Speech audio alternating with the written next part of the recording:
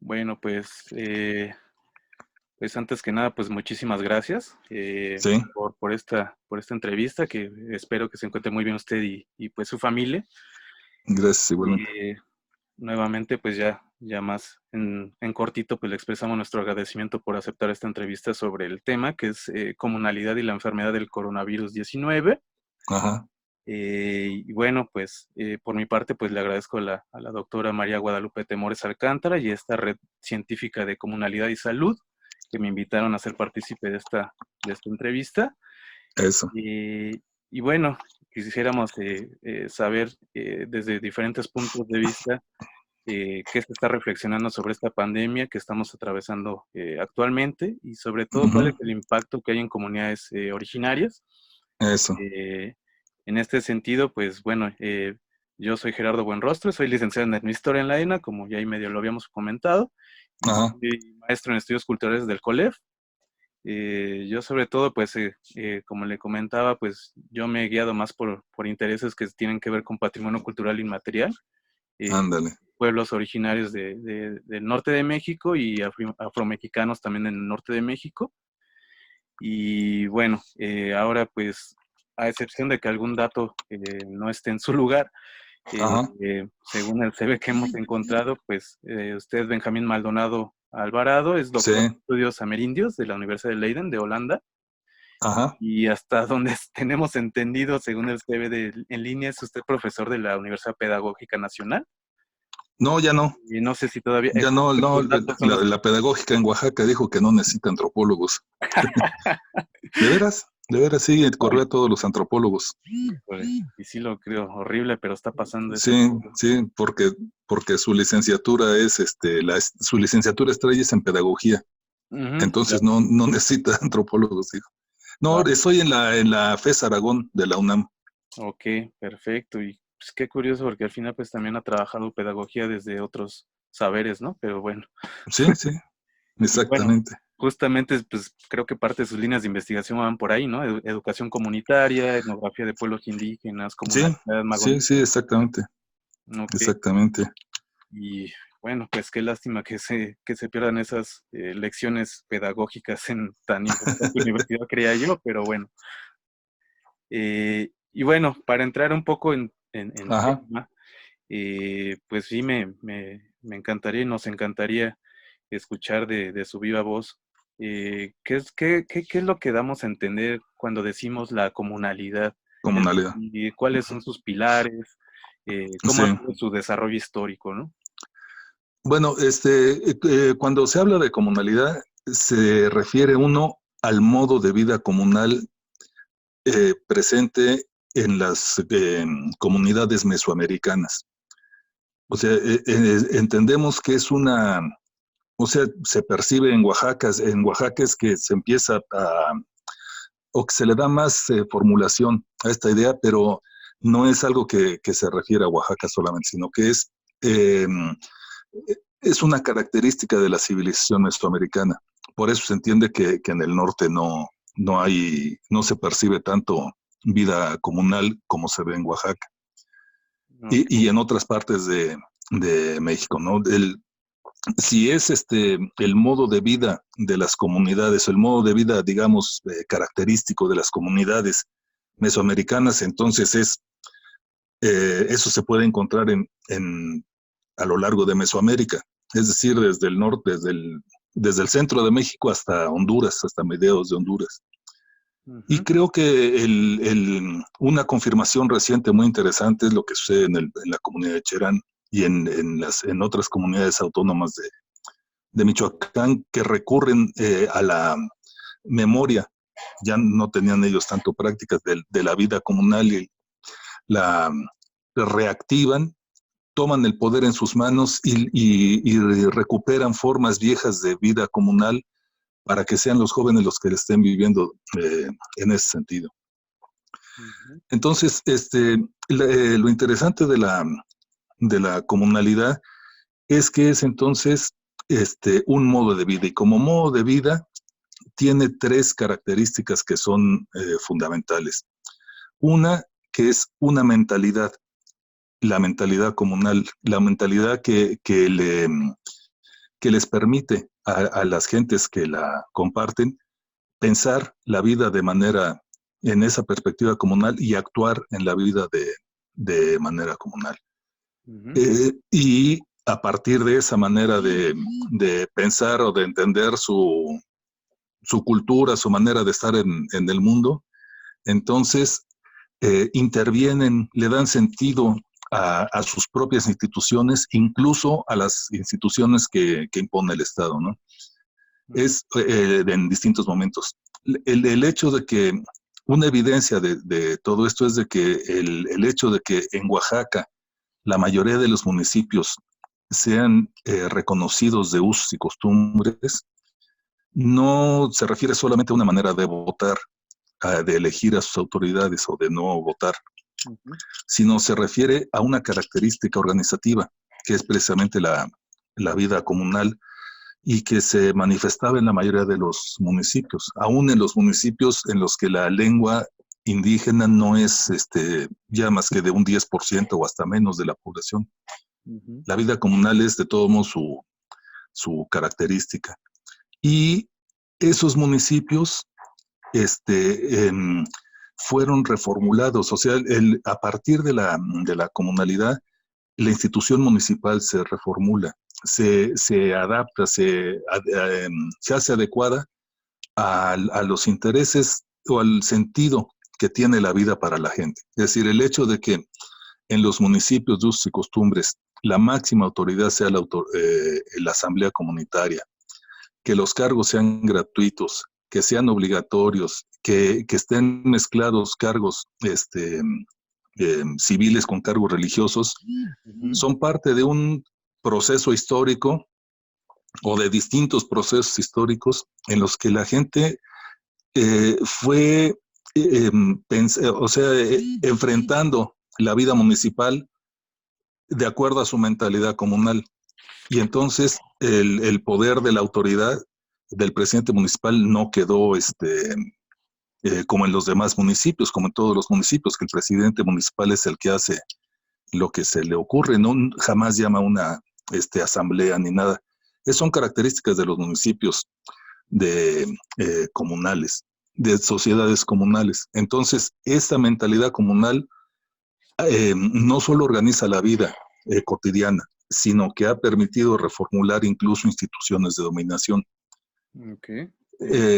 Otra característica, o sea, junto con la mentalidad, la segunda característica es que es una forma de organización, o sea, se percibe en la forma de organización de la gente. Y las formas en las que se percibe, o como los antropólogos indígenas que formularon esta idea la encontraron, eran en 4 aspectos con un quinto elemento central.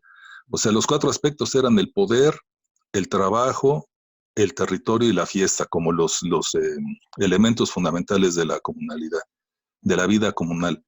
Y un elemento central que era la milpa, que le daba el sentido de la posibilidad de autosuficiencia o de relativa suficiencia a la comunidad. Entonces, junto con una mentalidad hay una forma de organización. Y el tercer elemento es el espacio donde esta forma de organización es llevada a cabo de acuerdo a la mentalidad. Y esa es la comunidad. O sea, la comunidad como un espacio territorial en el que se organiza la vida comunal y se vive, entonces, donde tiene sentido la expresión de la vida comunal. O sea, donde la gente sabe ser poder a través de la asamblea y del ejercicio de los cargos, y donde la fiesta es una forma comunitaria de gozar junto con otras comunidades. Entonces, esas son las 3 características. Tradicionalmente se había llamado comunalidad a lo que yo considero que es la característica organizativa. Pero me parece que la característica organizativa no se entiende si no se sabe que hay una mentalidad y que hay un espacio. O sea, en otras palabras, estos 3 elementos de la vida comunal mesoamericana son indisociables. O sea, no hay vida comunal donde no hay comunidad. no hay vida comunal donde no hay organización comunal. Esto no quiere decir que solamente sea posible en la comunidad. Quiere decir que para recrear vida comunal al estilo mesoamericano, entonces hay que crear las tres condiciones. Durante el movimiento de la APO en Oaxaca, varios jóvenes, o más bien muchos jóvenes, insistían en que ellos eran hijos de gente que había sido, o que era comunal, y que ellos también se sentían comunales y que iban a organizar la vida comunal. Pero para ellos la vida comunal era solamente colaborar a través de tequios, hacer fiestas, sentirse eh, que daban servicios a su comunidad. Entiendo. Pero faltaba el elemento central, un elemento central que es el espacio. O sea, no se, para poder ser autoridad, para poder ser poder comunal, se tiene que ser en un espacio concreto. Y entonces, lo que se les planteaba a estos muchachos del APO era que su interés comunal, su mentalidad comunal, sus formas de organización comunales requerían que controlaran ellos un espacio concreto. Control es lo que en palabras no comunales se llama empoderamiento. Sí. ¿No? Empoderarse en un espacio territorial, una cuadra, una colonia, un barrio. Entonces, esas son las características de la comunalidad. Es una lectura de política de la vida, de la forma de vida de las comunidades, con un objetivo político, porque la comunalidad, la idea de la comunalidad nace junto con el movimiento indígena en Oaxaca, a principios de los años 80, con un interés de poder ubicar qué era específicamente lo indígena, ¿no? Porque durante la década de los 70 muchos indígenas o comunidades habían participado en el movimiento social, pero sin demandas étnicas, sin demandas indígenas, sino como campesinos.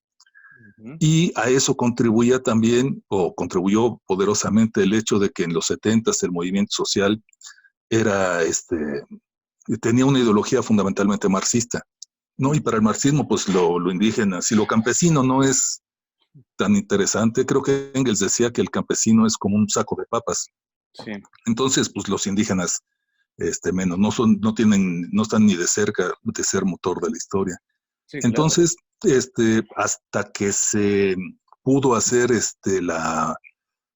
o sea, hasta que aparecieron las demandas étnicas, es que se puede hablar de movimiento indígena, y eso ocurre en los años 80, y entonces había que definir qué era lo indígena, por qué iba a luchar el movimiento indígena. Y pues en esa época, como actualmente, la definición fundamental del indígena es el que habla la lengua indígena. Entonces, un movimiento social que lucha nomás por la lengua, pues eso no tiene sentido. Entonces, estos dos antropólogos que crearon la idea de comunalidad buscaban qué era lo que realmente definía al indígena. Y para eso, siendo antropólogos los dos, recurrieron de alguna manera a Frederick Barth, cuando Barth habla de que la identidad es ascripción, autoascripción y ascripción por otros. Sí. ¿No? Entonces, con base en eso ellos decían, bueno, ¿qué es lo que hace que la comunidad reconozca nos reconozca como miembros de la comunidad? Y entonces se vio que no era la lengua, se podía hablar o no la lengua. Incluso uno de los dos, Jaime Luna, no es zapoteco, pero de Guelatao, ahí no se habla el zapoteco, gracias a Benito Juárez. Sí. Entonces, eso cambiaba las cosas y hacía ver entonces las posibilidades que habría la comunalidad. Okay. Buenísimo, muchísimas gracias por todo este rastreo. Sí. Y bueno, justamente como esta parte que mencionas sobre en este ejemplo claro de lo de los chicos de la APO, ¿no? Normalmente justamente se liga como la idea de comunalidad con esta parte muy organizativa nada más, Sí. en algún sentido medio superfluo, ¿no? Pues sí. Esto me traen un poco a la mente como esta metáfora que incluso en alguno de sus textos utiliza, el del cimiento y la casa, ¿no? Ándale. En este sentido, pues dentro de esa misma definición que hace, pues me suena un poco más como a la casa, ¿no? No al cimiento como tal. Ándale, Eh, eso. y pensando en el cimiento, digo, para aquellos que nos vayan a escuchar, pensando en el cimiento como estas, entre otras cosas, como estas relaciones de parentesco, ¿no? Por ejemplo, A eso es. no sé, y entendió relación de parentesco como estos matrimonios, el compadrazgo, que parece que es muy central también en este modo de vida, ¿no? También, sí, sí. Eh, y la O sea, reciprocidad, ¿no? ajá, sí, sí. Sí, sí, todo eso es que la comunalidad tiene sentido no solamente en una comunidad, sino en una comunidad entendida como un espacio de un tejido social muy estrecho entre las familias que lo habitan. Ujú. Y ese tejido social se estrecha más o menos por parentesco sanguíneo, pero principalmente por parentesco ritual, o sea, por compadrazgo Compadrazgo. Ujú. y, y por y cuando no se estrechan de ese modo, entonces está de todos modos lo que Alicia Barabas ha llamado como la ética del don, que es la reciprocidad. Ujú. Sí, sí. Sí, justo me suena un poco a eso. Y bueno, una vez que ya tenemos como todo este contexto, Ajá, ahora trasplantando todas estas nociones, ¿cómo podremos pensar desde la comunalidad la enfermedad del COVID-19? Es decir, la comunidad se ha reformulado, si es que lo ha hecho, ajá, dentro de esta pandemia, pensando en que al final la comunalidad es un modo de vida que incita a la cercanía colectiva intensa, sí, mientras que justamente estas recomendaciones del sector salud pareciera que son todo lo contrario, ¿no? Es decir, este sí, distanciamiento, sí, aislamiento social y aunado al hecho de que también gran parte de las generaciones a las que ahora pertenecemos o casi todos probablemente, no sé, pero no hemos ajá, estado como en situaciones similares de ese tipo de aislamiento, ¿no? eso. Desde la comunalidad, ¿cómo se está reflexionando este contexto de esta pandemia? No sé si exactamente está reflexionando, pero como podría, creo yo, este, enfocarse, tratarse de ver esta situación, es por ejemplo, mirando que la vida comunal es, de qué manera es sobrepasada por por las características de esta epidemia, Ujú. ¿no? O sea, el, una cosa es tener estructuras, tener formas de organizarse y otra es no entender lo que está pasando. Yo creo que en las comunidades no, pues no se entiende lo que está pasando, o sea, y no se entiende en ninguno de los dos sentidos, ni en el sentido científico, ni en el sentido del conocimiento propio. O Ok, sea, no hay, no se tiene suficiente información sobre qué es lo que realmente es el virus, qué se puede hacer, qué no se debe de hacer, sino que simplemente se siguen instrucciones. O sea, no es lo mismo el conocimiento que la instrucción. claro. El Estado da órdenes y la comunidad, ante la imposibilidad de pensar de otra manera, actúa de acuerdo a esas órdenes. Creo que eso tiene mucho que ver con lo que Gilles Deleuze decía bueno, no recientemente, pero acerca de la información.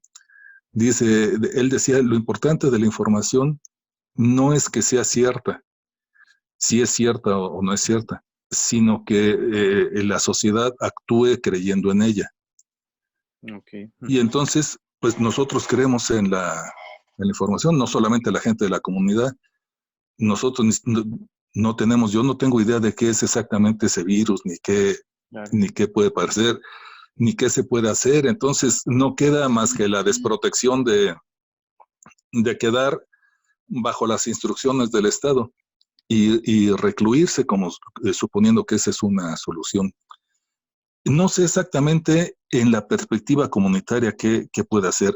Recientemente estamos haciendo una investigación acá con algunos estudiantes indígenas de la FES Aragón Ujú. sobre lo que van a ver ellos es qué es lo que pasa este 3 de mayo. O sea, para tratar de hacer una lectura indígena, que ellos hagan esa lectura indígena del virus. O sea, la afectación de un ritual tan fundamental como el del 3 de mayo, o del conjunto de rituales del 3 de mayo, ¿qué es lo que provoca en la sociedad? O sea, si son rituales de protección y no se hacen, o se hacen incompletos o se hacen mal, ¿qué consecuencias es las que tienen? Si al final de cuentas los jóvenes creen que no tienen ninguna consecuencia, pues es que entonces el pensamiento comunitario no tiene tampoco mucha vida. Y entonces se tiene que recurrir al conocimiento científico para poder entender lo que pasa y poder actuar de acuerdo a eso.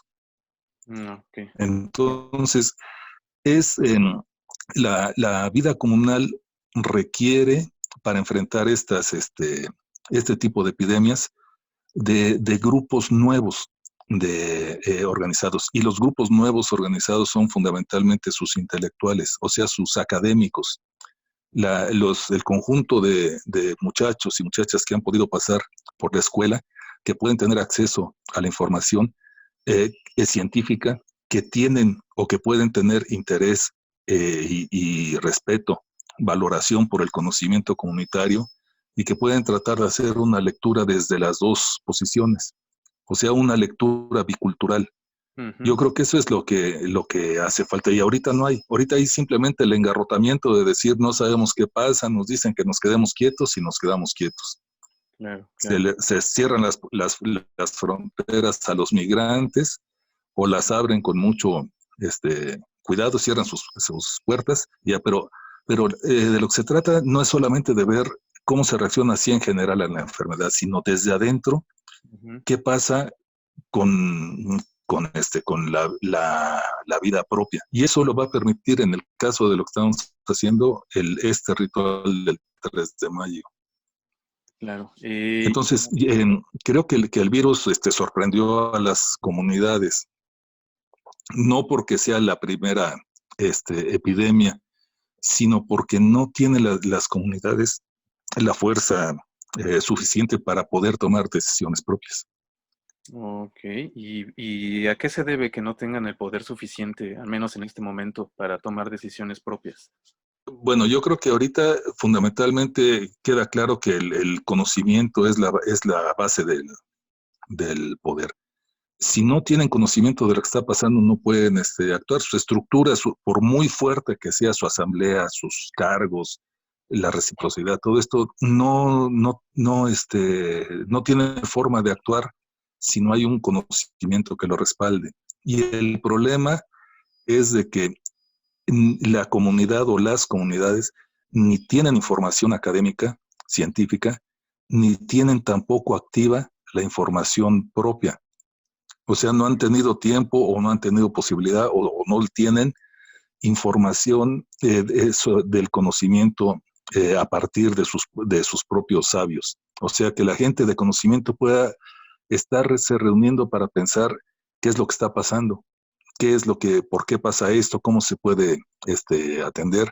O sea, cómo se han atendido otras epidemias. Yo creo que eso es algo fundamental. Recurrir Sí, a la memoria histórica es fundamental. ¿Cuáles han sido las epidemias anteriores? Que no son tan lejanas, están en la memoria. claro. El paludismo, el chikungunya, todas estas, de qué manera se han enfrentado o se han dejado de enfrentar. Entonces, yo creo que esta es una especie de característica, ¿no? Puede uno pensar que es consecuencia, pero es una característica de la vida colonizada, ¿no? La domesticación del pensamiento propio por el Estado. Y eso, la domesticación quiere decir no solamente que se domestica algo salvaje, sino que se le ha relegado. Y los mismos jóvenes están relegando ese conocimiento. Entonces, hay que volver al conocimiento, hay que poner a pensar a la gente grande, a la gente sabia, y ponerla en diálogo con los jóvenes para poder entonces tener una mirada desde adentro. Algo así creo que van a empezar a hacer o están haciendo en Cherán. Ese es un caso muy interesante Sí, en bastante. Michoacán. sí, particulares bien interesantes. Y justo esto creo que todo lo que me está comentando va articulado con esta otra reflexión que se hizo desde los compañeros y las compañeras, desde cómo se estaba, desde la autonomía de los pueblos, cómo se estaba haciendo ajá, frente al COVID-19, ¿no? ándale, Creo que pues un poco ya medio contestó que se puede, como una estrategia puede ser este diálogo intergeneracional. sí, Eh, pero además de ello, ¿qué más respuestas, por ejemplo, esto de ahorita que mencionaba Cherán, eh, sí. qué respuestas ha visto que desde esta autonomía, ya sea per se o legal o de cualquier otra índole, pero que es funcional, qué respuestas se están dando? Bueno, lo que yo he sabido es que son, sus respuestas son como formas comunitarias de aplicación del mandato del Estado, o Ujú, sea, del mandato nacional. ujú, Cerrar sus fronteras, recluirse en sus casas. Entonces, como que son la reproducción eh, del, del mandato nacional en la comunidad. Yo no veo, así en lo que conozco,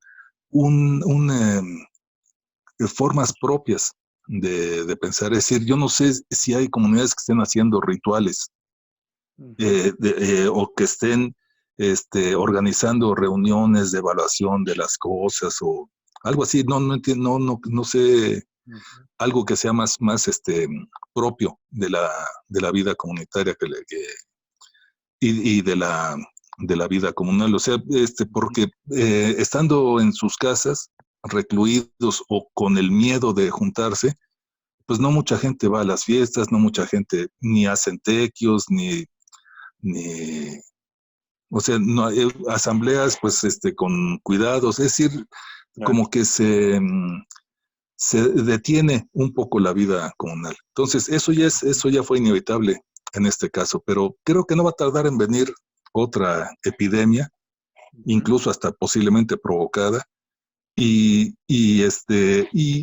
ante eso va a tener que haber formas de reaccionar, formas de pensar. Eso es algo que lo que puede pues, ser una buena enseñanza de esta epidemia. ¿Qué es lo que se dejó de hacer y qué es lo que se tiene que hacer para poder enfrentar otra, sobre todo en relación con los migrantes?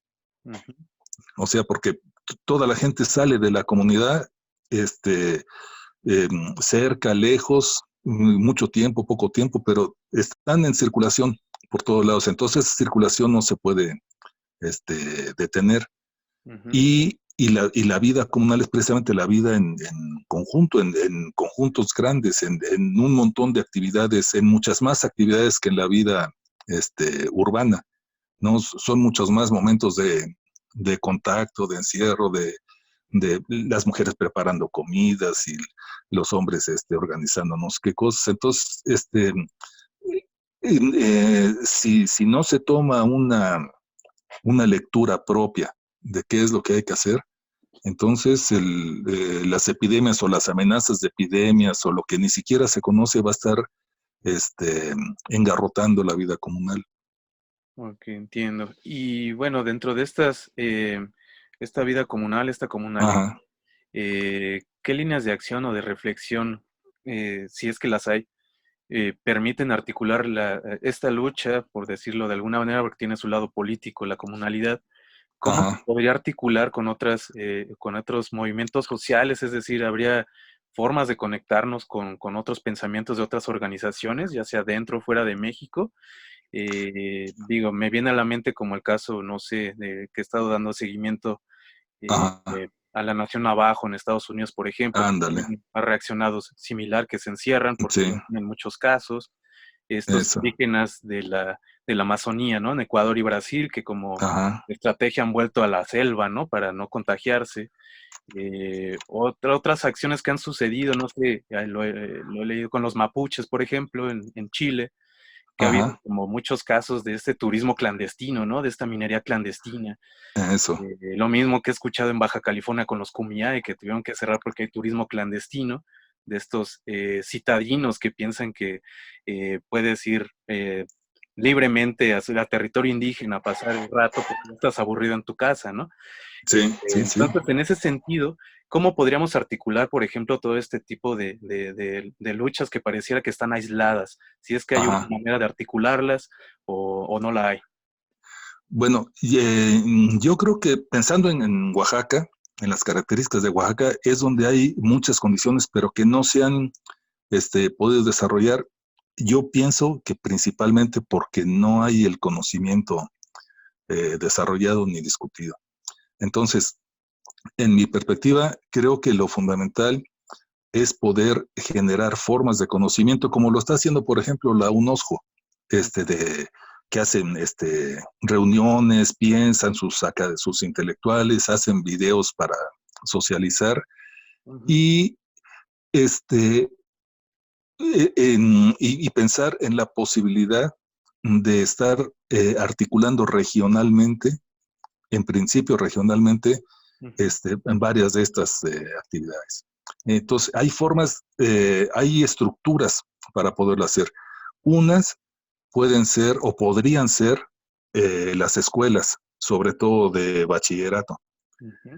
O sea, hay muchos bachilleratos indígenas, cuando menos 200 bachilleratos indígenas, Wow. más o menos si consideramos más de 50 bachilleratos integrales comunitarios y los casi 150 telebachilleratos comunitarios Esto es en Oaxaca nada más. en Oaxaca, solamente en Oaxaca. Ujú. Entonces, habiendo 200 bachilleratos indígenas en, en las distintas comunidades, la escuela podría ser una forma de articulación, o sea, si a través de la escuela estos muchachos están pensando como indígenas, están dialogando con los sabios de la comunidad, o estuvieran, digamos, no que estén, sino que estuvieran dialogando con los sabios, generando respuestas o formas de interpretación local que se socializara en reuniones de 2, 3 bachilleratos de la región. Eso se puede hacer los medios digitales lo permiten hacer, ¿no? O sea, se pueden hacer reuniones virtuales entre Ujú. estos, pero sin conocimiento, sin debate, no hay. Y otro medio que es fundamental para el caso de Oaxaca son las radios comunitarias. Ok, sí. O sea, poder estar generando información alternativa, información propia en la lengua de la comunidad, eso pudiera ser fundamental. O sea, hay posibilidades. El magisterio, sobre todo no digamos de bachillerato, o sea, pienso en bachillerato porque los estudiantes son los que estarían en condiciones de poder hacer, pero si pienso uno en educación básica son los maestros.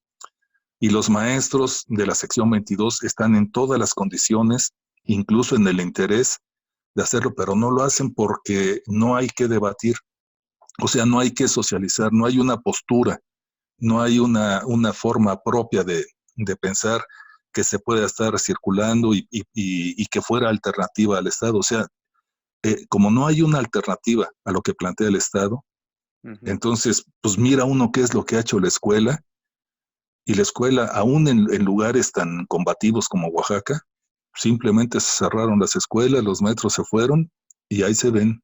Aquí ya no hay más, el Estado es el que mandó. Ya, y en este sentido, ahorita que mencionaba lo de la sección 22, Ajá, me pareciera que es muy emblemática, ¿no? sí. ¿Podría como explicarnos por qué es justamente tan emblemática en estas regiones de Oaxaca? Bueno, la sección 22 es muy importante en el caso de Oaxaca porque agrupa prácticamente a todos los trabajadores de la educación. Actualmente son más de 90,000 los trabajadores de la educación afiliados a la sección 22. Y ellos trabajan en más de 12,000 escuelas en el estado. Entonces, si consideramos esto, pues obviamente están trabajando por todos lados, pero si además pensamos que es desde 1980, o sea, desde hace 40 años, es una corriente democrática que no solamente buscó la democratización, o sea, alejar a la corriente priista del sindicato, sino que se definió como contestataria del Estado, o sea, como una corriente contrahegemónica, no solamente que cuestiona las políticas del Estado mexicano en educación y en otras cosas, sino que además se opone activamente a ellas. Entonces, pues resulta que estamos ante tal vez la fuerza política más importante del país. O sea, 90,000 gentes en un solo estado que están en contra de lo que dice el gobierno. Que si el gobierno dice, este es el plan de estudios que se va a trabajar, la sección 22 simplemente ordena a sus afiliados, en nuestras escuelas se va a trabajar el plan para la transformación de la educación de Oaxaca, no el otro. Desafía al Estado, incluso haciendo el sindicato la inauguración del ciclo escolar en un día distinto al que lo hace el gobierno.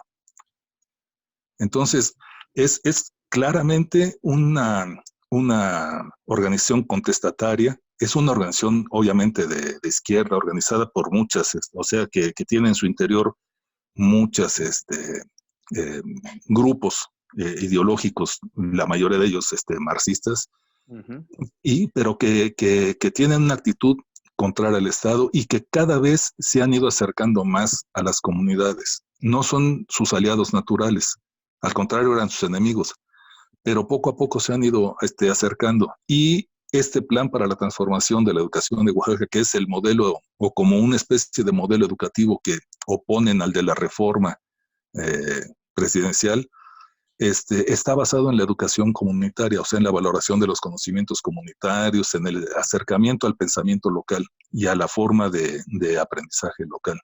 O sea, la valoración de lo local como el recurso pedagógico con el que se puede trabajar mejor la educación. Okay. Entonces, una organización con esa cantidad de gente, con esa adhesión y que doblegó al Estado, o sea, que lo obligó a dar marcha atrás en la reforma educativa, es algo que podría hacer mucho para construir. El problema es de que ha sido tal la agresión del Estado que la sección 22 se ha dedicado a defenderse, pero había estado construyendo. La educación comunitaria es un modelo muy interesante en Oaxaca, que se ha ido construyendo no solamente en educación básica, sino también en bachillerato, incluso en universidad. Y que si lo impulsa la educación, o sea, la sección 22, eso es algo fundamental, pero que ahora también lo va a estar impulsando la recientemente creada Universidad Autónoma Comunal de Oaxaca. Buenísimo. Y en este sentido, de esta educación Ajá, comunitaria de la que precisamente habla, sí, en este como, pues un recordar, un resurgir de pronto de los saberes locales sí, y reivindicarlos de alguna manera también.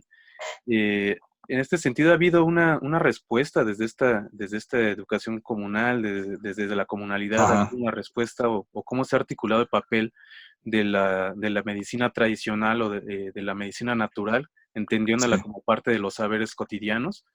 ajá, Y en este sentido, ¿cómo se están adecuando cooperativas territoriales, ya sean como estas economías solidarias, estos colectivos? ajá, Por ejemplo, me viene a la mente un poco esto que han surgido en la Sierra Norte de Puebla, ¿no? Con sí, las aguas de Cuetzalan, que están haciendo cubrebocas, ¿no? Porque pues, se les ándale, ocurrió como el negocio de vender otro tipo de artículos. Y entonces estas, sobre todo mujeres, que eso es algo, un dato también bien importante, que ha habido muchas cooperativas de mujeres que se están organizando. Y por otro lado, otro caso es el de los rarámuris de Huachochi, ¿no? Que también están ajá, haciendo como gel antibacterial basados en la herbolaria tradicional de su entorno. ándale. Ese tipo de cooperativas desde la comunalidad que usted que ha observado, que ha Ajá. reflexionado, ha visto algo. Bueno, yo lo puedo ver en dos sentidos. Uno es el de la vida de las comunidades y otro el de la vida de las escuelas. O sea, las escuelas no lo están haciendo, pero lo pueden hacer, que es trabajar este tipo de cosas. Por ejemplo, los bachilleratos integrales comunitarios, en su mayoría, tienen trabajos de medicina tradicional, de elaboración de champús, de pomadas, de gotas, o sea, de utilización de los recursos, o sea, del conocimiento local para poder generar proyectos de productivos que aprovechen lo que tiene la comunidad, lo valoren, lo circulen en la comunidad, pero que también sea un ingreso para los estudiantes que lo están haciendo. Entonces, esa es una posibilidad que sorprendió ahorita a las escuelas, que no los, pues como las escuelas se desarticularon, Sí. no sé qué lo estén haciendo, pero seguramente reponiéndose de esta epidemia, los estudiantes se van a estar organizando para poder estar haciendo cubrebocas, sistemas de distribución de comida, o sea, un montón de cosas desde las escuelas. Ujú. La otra es desde las comunidades. Aquí en Oaxaca, por ejemplo, incluso en la misma ciudad, ya van apareciendo, eh, que yo tenga conocimiento, cuando menos 3 colectivos distribuyen a domicilio, no despensas, sino paquetes alimentarios. O sea, o frutas, verduras, incluso cosas de tiendas, y esos provienen de gentes de comunidades. Incluso acabo de comprar en una de ellas que no conocía, Ujú. y en el internet ponen qué es lo que tienen, pero también quién los produce, ponen hasta la foto, si dicen, no, pues en este paquete van 10 panes, los hace la señora tal en tal comunidad, y ahí sale la foto de la señora. Wow, En buenísimo. esta otra, el jitomate de tal otra comunidad que viene. Y incluso decían, tenemos que reconocer que la naranja sí es de Veracruz, esa no es de Oaxaca, todo lo demás es de Oaxaca. Entonces, esa es otra posibilidad. O sea, jóvenes migrantes, porque pues, están acá en la ciudad, que pueden apoyar a sus comunidades a través de distintos colectivos. Otros, bueno, sí, he visto, aunque no los conozco, que los artesanos andan haciendo cubrebocas Ujú. de un montón de diseños triquis, mazatecos, mijes, así una cosa muy interesante, pero son grupos emergentes, así que lo hicieron de emergencia. Ok. Yo creo que pasando esto se va a organizar de una manera más sólida. Ujú. Ok, y justo tocando justo ese tema del que acabo de mencionar de estos chicos que son migrantes, porque Ajá, dentro del mismo estado pues son migrantes, me sí, imagino que habla de esta parte de los valles centrales, ¿no? sí, sí, En este sentido, bueno, reflexionando frente a este fenómeno de la migración, estos migrantes que se van tanto a Estados Unidos o a Canadá, digo, pensando en que pues Oaxaca y gran parte de muchos estados de la República Mexicana son expulsores de migrantes, ajá. pero en este sentido, particularmente de Oaxaca, ¿qué preocupaciones se manifiestan respecto a estas personas que han sido, pues, ya sea personas desplazadas, ya sea por violencia o que son Sí, jornaleros, son migrantes por otras cuestiones, pero ¿qué pasa con estas personas? Además, los que son los famosos sin documentos, los que no ajá, tienen servicio a la salud en los Estados Unidos, que está privatizado. sí, Y además de estas personas que están como migrantes en Estados Unidos o Canadá, que son los lugares normalmente a donde se dirigen, o ajá. algún estado del norte de la República, Sinaloa, Sonora, La Baja. eh, en este sentido, ¿qué reacción hay hacia estos migrantes indígenas que retornan a sus comunidades? Desde las mismas, Sí, desde la comunidad, ¿qué respuesta han dado a estos migrantes? ¿Ha habido, es decir, un estigma hacia ellos? ¿No lo ha habido? ¿Son recibidos con calidez o cómo ha sido ese regreso? ¿Y qué se piensa dentro también de los que no están con ellos, sino que están en una calidad de migrantes? eso. Bueno, en el caso concreto de comunidades de Oaxaca, ha habido en general el cierre de caminos. El cierre de caminos para limitar el acceso, no para impedirlo drásticamente, Ujú. sino para limitarlo. en algunos casos, para que puedan llegar a la comunidad solamente los que vienen de otras comunidades. Y lo que normalmente hacen es de que los ponen en observación, en cuarentena, o ahí están viendo algo. El problema es de que la mayoría de las comunidades de Oaxaca, son, digamos, comunidades de paso, o sea que se va hacia otra comunidad. Y entonces ahí sí es el problema, porque la gente de la comunidad A, digamos, cierra el paso a los que son de la comunidad más adelante, de la comunidad B, porque les van a afectar y esos no tienen ya por dónde moverse. Entonces, cuando se sabe que eso ya se cerró, pues los mismos parientes les dicen que se queden o aquí en la ciudad de Oaxaca o en su lugar de destino donde estén trabajando, porque tampoco hubo posibilidad de pensar otro tipo de respuesta. Y entonces, digamos, la comunidad pone restricciones, pero no cierra las puertas a su gente, pero a las de otras comunidades no son realmente su gente. Incluso si son comunidades con las que tienen conflictos de tierras, pues ahí sí les cierran drásticamente el paso y ya no hay más. Esas son las cosas que tendrían que estar pensando los jóvenes con orientación de los intelectuales regionales o de los intelectuales locales. Sí, sí. Bueno, y otra cosa es de que en Estados Unidos, Oaxaca también se distinguió por tener muy temprano organizaciones importantes de migrantes. Entonces, desde los años 90, se formaron organizaciones de las cuales la más importante actualmente que tiene su sede en Los Ángeles es el Frente Indígena Oaxaqueño Binacional, que tiene más de 1 millón de oaxaqueños afiliados. Wow. Y y que pues desde entonces trabaja y se ha interesado, ha logrado muchas cosas interesantes, pero además trabaja no solamente en vigilancia de los derechos y de las condiciones de vida de los migrantes en Estados Unidos, sino también en su comunidad de origen.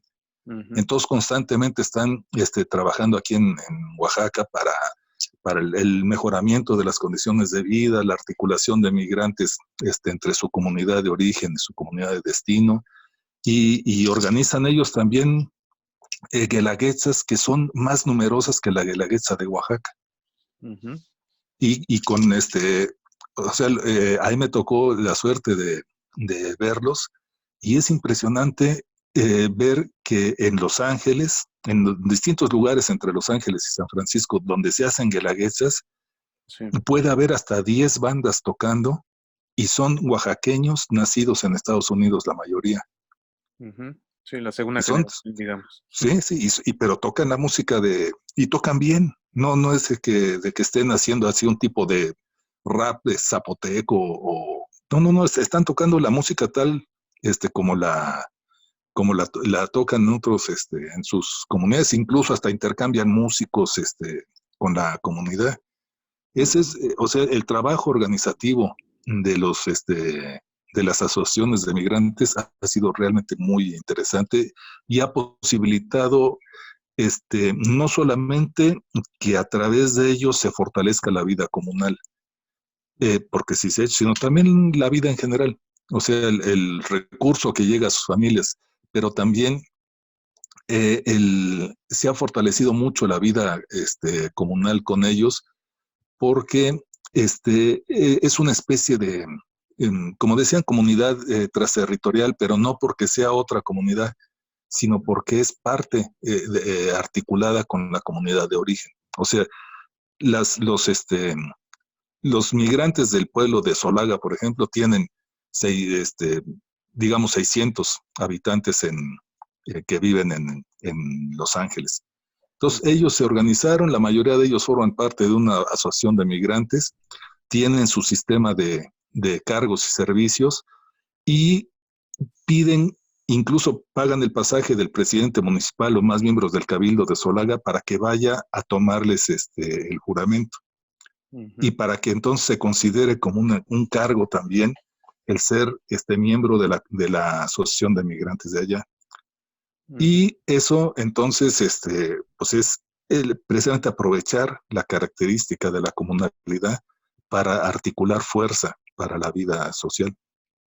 Ok, y en este sentido, ahorita me surgió una duda Ajá, respecto a la comunalidad y justamente como estos pueblos trasplante, ¿no? Más o menos ahí como, sí, como hablando en términos de Darcy Ribeiro, ¿no? En este ajá, sentido, por ejemplo, recuerdo algún caso en particular estando en Tecate, me parece, en el que ¿de qué? en Tecate, en Baja California, Ajá, ah, eh, sí, había autoridades de grupos originarios de Baja California. ajá, Sin embargo, tenían en ese entonces, hace ya algunos años, tenían una bronca peleada con gente sureña, como les llaman ellos, ¿no? Que se eso, refieren a indígenas del sur, justamente de la zona de origen mesoamericano, ¿no? A ellos particularmente no les agradaba que estos sistemas de cargos, por ejemplo, ajá, se reprodujeran como si fueran parte de algo nativo de Baja California, ¿no? Porque no lo entendían. eso, Decían, bueno, ¿esto por qué nos quieren imponer sus modos? Si al final estos nativos de Baja entienden este modelo de sistema de cargos que está relacionado con el catolicismo y el catolicismo a sí mismo lo relacionan con eso, colonialismo, ¿no? sí, sí. Ujú. Entonces me viene a la mente cómo surgen estos puentes, si es que los hay, en el que de pronto, si no se entiende que existe algo como la comunalidad, se puede ver como algo transgresor, ¿no? En Sí, ciertos contextos. En ese sentido, ¿usted qué lectura le daría? yo creo que sí, ¿eh? O sea, para quien no está acostumbrado a vivir la vida comunal, de repente, vivir algo tan pesado como eso es, muy complicado Ujú, y puede ser hasta desagradable. O sea, hay mucha gente en Oaxaca, incluso intelectuales oaxaqueños originarios de comunidades, que terminan odiando la vida comunal porque es muy pesada. O ujú. sea, este, académicos del Istmo que se vienen a vivir a Oaxaca. O sea, que ya no viven en su comunidad, sino que van de vez en cuando. Entonces, la comunidad les exige, a pesar de que estén fuera, les exige seguir articulados con la vida comunal. Entonces, tienen que ir a dar sus tequios o pagar porque alguien los dé. Dar sus cargos o pagar porque alguien los dé. Dar cooperaciones, así ir a las fiestas, etcétera. Y cuando uno, por muy importante que sea, va a su comunidad y pide alguna cosa, por ejemplo, algún papel que necesite para su casa, un acta de nacimiento, lo que sea, inmediatamente le sacan su cuenta, a ver, aquí debes tanto de tequios, tanto de tales y tales cosas. Wow. Y entonces se sienten así como diciendo, bueno, pero si, que esto no puede ser así, no me pueden estar aplicando esa rigidez a mí, Ujú, pero como todos lo tienen que hacer, entonces pues, se tienen que aguantar. Eso yo creo que es uno de los artes de la comunalidad. O sea, la comunalidad es un modo de vida muy pesado que requiere muchos años, no solamente días o meses, sino años de trabajo gratuito por la comunidad. Miles y miles de pesos gastados en fiestas o en rituales o en servicios a la comunidad. Una cantidad increíble de horas de trabajo gratuito para obras, cualquier tipo de obra de beneficio de la comunidad. Entonces, eso es realmente muy desgastante la vida comunitaria. ujú. Increíblemente, en todos los lugares que he ido o que conozco durante los 40 años que llevo acá, la gente lo hace con gusto. Ese es un concepto fundamental. Las cosas las hacen con gusto. Uno dijera, pensaría uno, "Puta, tengo que trabajar un año por la comunidad o- y gratis, ¿no? Pues quién lo va a hacer, pero ellos no, con gusto lo hacen, tratan de evitarlo, pero si no pueden, lo hacen con gusto. Y entonces, lo interesante de todo esto es de que como es gente acostumbrada a una vida tan dura por la comunidad, cuando cualquiera no trabaja con la misma intensidad, inmediatamente la comunidad se le va encima. Dice, bueno, pero ¿por qué ese no?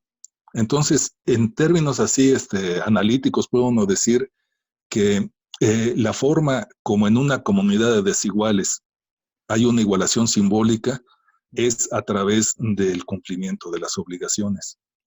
Entonces, si todos tienen que dar tequio, por ejemplo, no importa si es el tendero, la familia del cacique, o si es una viuda pobre, todos tienen que dar tequio, entonces eso los iguala. Y cuando cualquiera no tiene que ser el tendero, sino esa viuda pobre no va a dar su tequio, la gente con la misma rabia con la que se le irían encima al tendero, dice, pero ¿por qué están permitiendo que esa mujer no dé su tequio? Tiene que pagar quien lo haga o ella misma. Okay. Y sí, porque es tan frágil la igualdad que cualquier cosa de estas la rompe y exhibe las desigualdades. Entonces, una vida tan pesada se va al traste precisamente por cosas así. Ok, y en este sentido, ligándolo un poco con la siguiente cuestión que tenemos por ahí, un ejemplo que el 13 de abril, recientemente, hace unos días en realidad, un Sí. inazoque de San Francisco de León, en Ocosingo, en Chiapas. Ah, sí. Este caso en el Que que se se suicidó. luego de que lo estuvieron acosando la comunidad en sí misma, ya no tuvo la capacidad de controlar esto o de manejarlo, no lo sé. Más bien eso es lo que quisiera saber, cómo se reflexiona el hecho desde la comunalidad, cómo se aborda el fenómeno del suicidio, porque al final pareciera ser que el suicidio es un acto individual, ¿no? A primera Sí. instancia. Ahora habrá que ver, ¿usted qué lectura le da al suicidio dentro de la comunalidad? ¿Cómo lo manejan? ¿Qué reflexionan? No sé, ¿cuál sería su reflexión al respecto?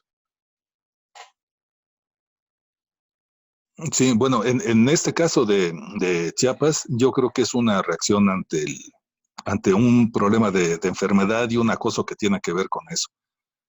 No conozco más el caso, pero en refiriéndome a Oaxaca, el suicidio es muy escaso.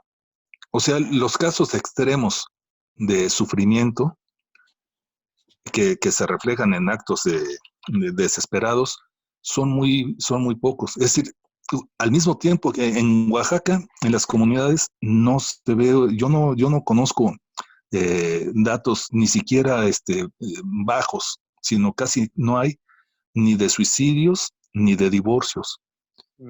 Y entonces uno dice, bueno, aquí tiene que ser la vida comunal la que está interviniendo. Y entonces, cuando ve uno en una comunidad, yo no he visto eh, suicidios más que en casos de enfermedades incurables. O sea, así de dolor eh, extremo y de gente que no tiene recursos para atenderse. Incluso en la comunidad trique de Chicahuastla hay un pozo en el que se supone que las mujeres se iban a suicidar. Wow. No sé exactamente cuál era el motivo del suicidio, pero sí, no era que todas las mujeres se fueran a aventar ahí, pero sí, de vez en cuando se iban las mujeres. Y bueno, la zona Triqui es una zona muy pobre, de alto alcoholismo de las mujeres y de todo eso, pero Chicahuastla no era uno de los pueblos desesperados. Pero ese es el único caso que conozco así de que hubiera incluso un lugar para suicidarse. Wow. No conozco más casos de suicidio, pero en el caso del otro que decía de divorcio, Sí. creo que podemos rastrearlo, el aumento de los índices de divorcio, coincidiendo con la nuclearización de la familia y con la migración. O sea, en otras palabras, con familias extensas es muy difícil encontrar divorcios, porque lo que alcancé a ver es de que cuando hay pleitos entre una pareja, siempre interviene mucha gente con muy buena voluntad, otros con temor de que se fuera a fracturar la familia o lo que sea, pero interviene gente grande o gente joven para limar un poco los problemas, tratar de apoyar, y normalmente se logra. Y entonces los índices de divorcio realmente son bajos también y van aumentando con la violencia intrafamiliar, y Ujú. la violencia familiar, intrafamiliar aumenta o se ve claramente ligada con el alcoholismo, y ahora un poco más con la drogadicción. Ujú. Y, y entonces ve uno que la descomposición o la recomposición de la sociedad hacia algo que no maneja con facilidad, como es, por ejemplo, la nuclearización de la familia, le impide dar respuestas. Algo similar creo que es lo que pasa con la pandemia. O Ujú. sea, así como es difícil ver las consecuencias que tiene la nuclearización, es difícil también ver las consecuencias que tiene la globalización en la salud y la forma de atender la circulación, la altísima circulación por el mundo global, no solamente real, o sea, de gente moviéndose por todos lados y atravesando comunidades y infectándose de todos lados, Ujú. sino también la globalización del conocimiento o de los escasos datos que se saben. Entonces, este, la gente reacciona por lo que reaccionan en otras partes cuando no tiene de otra manera que lo pueda hacer. Claro, sí, de hecho, apenas leí una nota hace 2 días, Ajá, justamente de un caso, también en Chiapas, en Yajalón, me parece, en el municipio de sí, Yajalón, ándale, los habitantes que le cierran el paso son choles, me parece ahí, eso, de Tumbalá, y ajá, le cierran el paso en un retén sanitario, y al darse cuenta que vienen de esta otra comunidad, no entiendo perfectamente el contexto, pero creo que pues algo tienen ahí de una rencilla pasada. ajá, Les cierran el paso y los golpean y los detienen, ¿no? Y de hecho uno está eso, herido por arma de fuego. Y me pregunto todo esto en el sentido de que, bueno, también, pues Chiapas al final también eh, pues de alguna manera son comunidades de raíz mesoamericana. sí, sí. Entonces, ¿cómo entender esto, siendo que están dentro de esta misma, pues bueno, no sé si dentro de esta misma praxis de la vida Ajá, comunitaria o es algo sí. distinto, ¿no? A Oaxaca, por ejemplo. Bueno, y, en esos casos no lo conozco así en particular, pero yo creo que mucho depende de la manera como nosotros tenemos conocimiento de estos acontecimientos, ¿no? Porque los conocemos a partir de una interpretación, Claro. y la interpretación ya no se, tal vez puede uno decir que crea prejuicios, pero cuando menos nos lleva hacia un tipo de interpretación. Por ejemplo, en el caso de Oaxaca, es tan común escuchar que los triquis venden a sus hijas. Fijas, claro. Este, y en realidad, si cuando conoce una de las comunidades triquis, pues ve unos rituales de matrimonio como hay en cualquier otro lugar, con intercambio de dotes y cosas así, acuerdos, algunos acuerdos excesivos, digamos, que son como la nota discordante, en la que un papá borracho exige más dinero o menos dinero por su hija, o dice, pues mejor tengo otras hijas y eso, pero que no es un problema realmente de ventas. O sea, en ninguna comunidad triqui encontramos tianguis de mujeres, clandestinos, digamos, o sea, mercado negro de mujeres, pues eso no, no hay, es incompatible con cualquier análisis etnográfico. Ujú. Eso es incompatible con la mentalidad triqui. Que ocurran casos de excesos, pues esos ocurren en cualquier parte y en cualquier tema, pero no tiene, o sea, no es que sea una característica de los triquis. Entonces, también si hay expulsiones o impedimento de pasos porque son de otra comunidad, pues tiene uno que considerar si son comunidades con las que hay violencia, si son comunidades En el caso de Chiapas hay, las cabeceras normalmente son mestizas y Sí. las comunidades son indígenas. Entonces, eso también modifica las formas de entender las cosas. Entonces, cuando se entiende en términos generales, se pueden cometer, digamos, lo que yo creo que son equivocaciones como llamar a los usos y costumbres o a las características de la comunalidad como costumbres para manipulación de los caciques Ujú. o como actos que pueden servir a un ejercicio irracional del poder, como incluso hasta Roger Bartra lo ha planteado. Sí. Este, entonces, pues ahí sí es precisamente la etnografía la que permite ver con mucho detalle qué es realmente lo que está pasando, con qué frecuencia y con qué características. Sí, sí, sí, exacto, como las particulares de cada espacio. Y Eso de es. hecho esto me lleva justo a otra reflexión, algo que sucede mucho más en Oaxaca, perdón, en Ajá. Chiapas. Esta, pues de pronto ya hasta tiene muchos reflectores la expulsión de De eso. indígenas protestantes, ¿no? Que de Eso es muy interesante. pronto se habla de que es porque modificaron su sistema de creencias, de valores, y etcétera, Ajá. en el mundo de lo simbólico. Sin embargo, por ahí en algunas de las lecturas que hice de su trabajo, justamente me parece que plantea más bien que la tela de fondo en realidad es como castigar la individualidad, ¿no?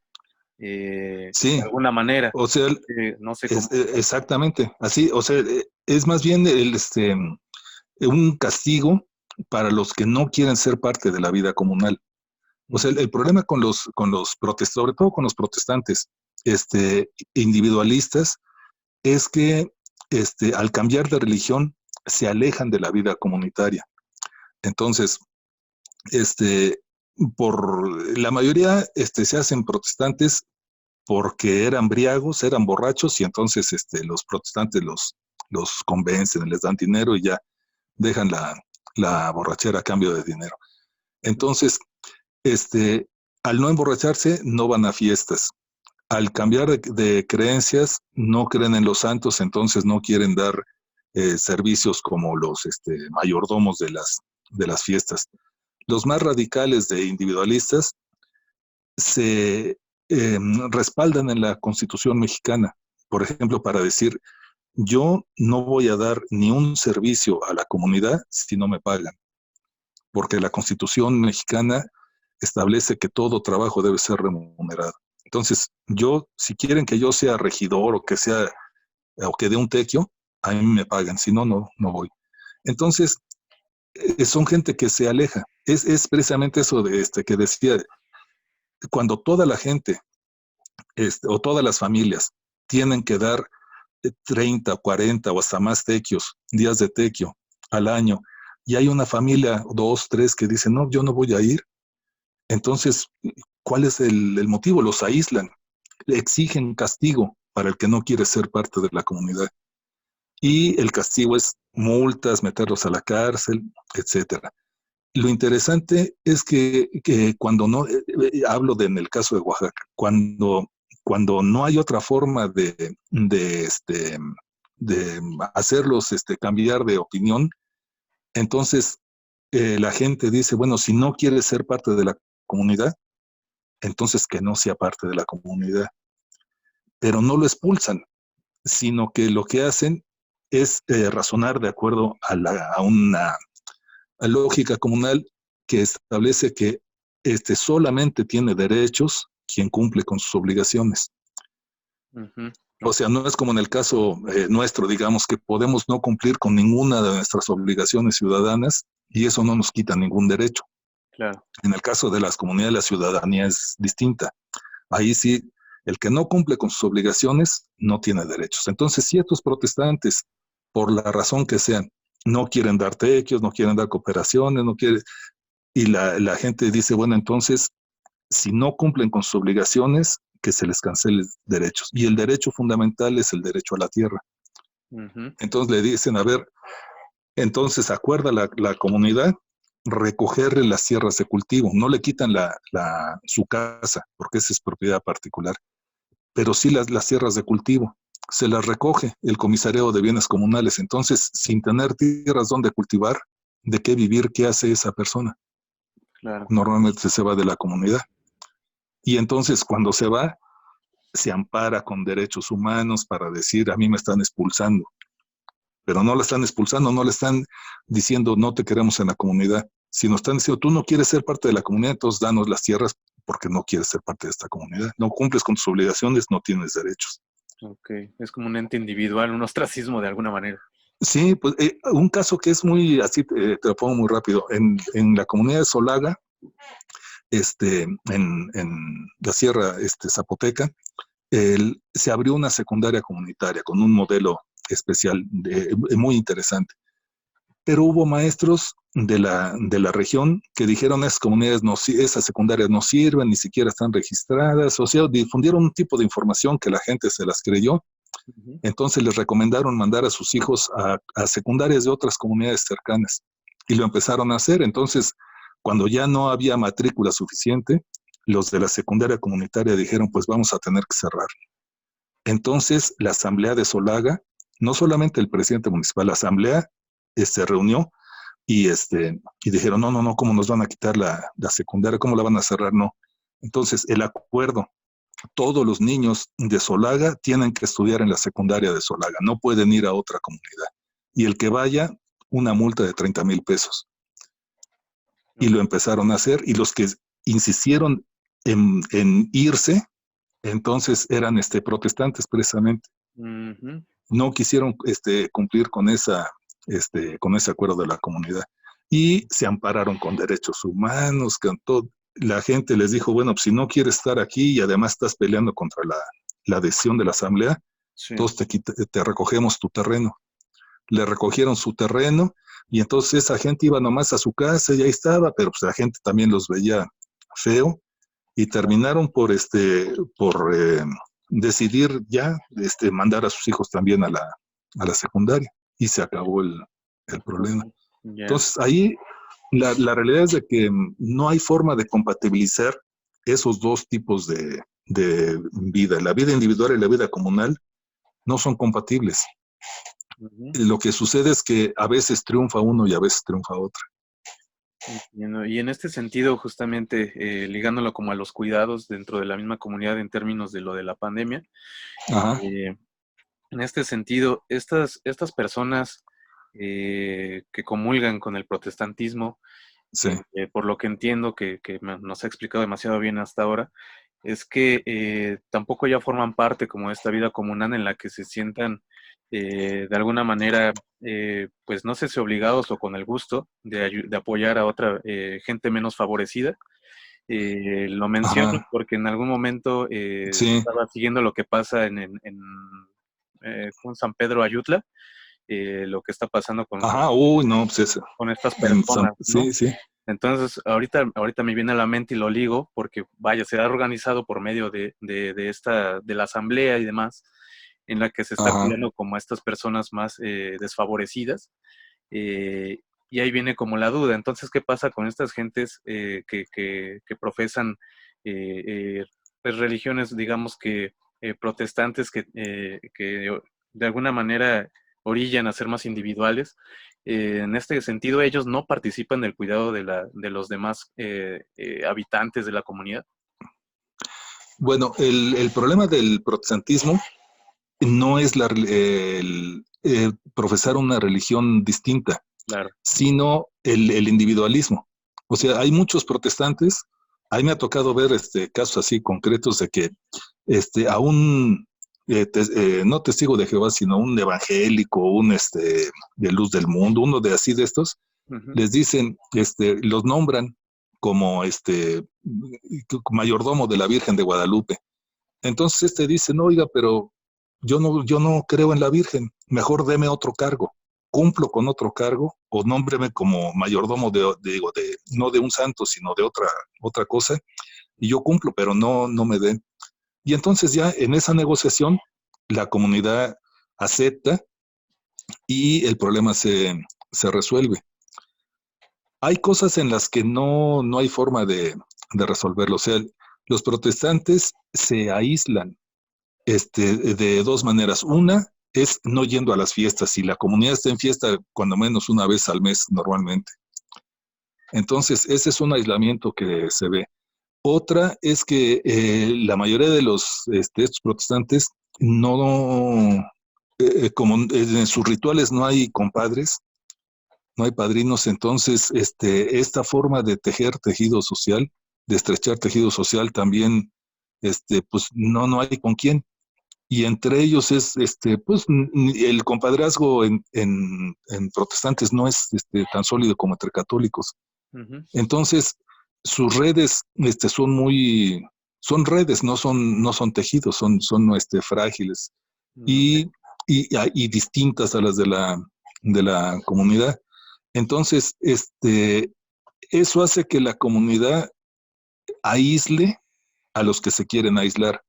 A estos otros que dicen, bueno, pues yo soy protestante, pero pues cumplo con los cargos que me digan, o pues lo tengo que hacer. Incluso hay presidentes municipales protestantes que no pueden dejar de organizar fiestas católicas, Ujú. Wow. porque es su obligación. Entonces, las organizan aunque no participan en ellas. Ujú. Y al final de cuentas terminan participando. O sea, aquí en la Cochaguaya, aquí cerca del valle, había un presidente municipal protestante, cabeza de los protestantes y todo eso, pero cuando había fiestas ahí estaba bailando, hacía lo que era costumbre de que mandaba a comprar cartones de cerveza y los Ya. distribuía. Entonces, pues Haciendo comunidad. no es sí, no es un problema de creencias. Ok, O sí. sea, y por lo tanto, las creencias son secundarias. Lo que hay que resolver es el problema social de la comunalidad. Resuelto eso, Ujú. pues pueden creer o no creer y ya ni quien les diga nada.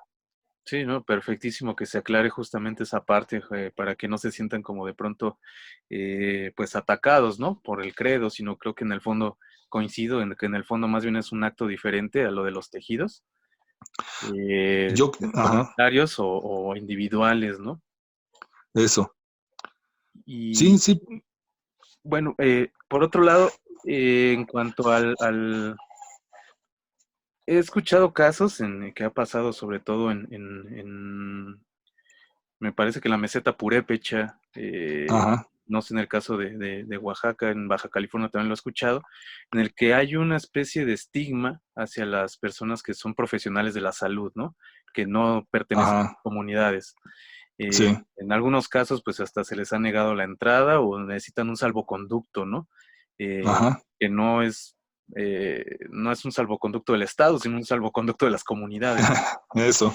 En este sentido, ¿usted considera que hay un estigma sobre estos profesionales de la salud o qué lectura se le da desde las comunidades a este personal que es ajeno a las comunidades? Ajá, ¿Qué estrategias o qué puentes se podrían tejer para evitar este tipo de malos entendidos? Porque creo que al final son malos entendidos.